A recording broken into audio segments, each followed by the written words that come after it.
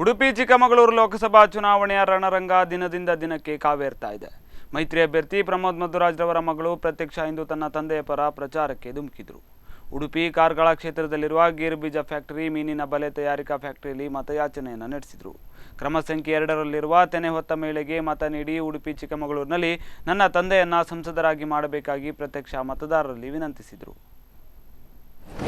ಅವರ ಜೀವನ ನಡೆಸಲಿಕ್ಕೆ ಕಷ್ಟ ಆಗುವಾಗ ಸರ್ಕಾರದಿಂದ ಸಹಾಯ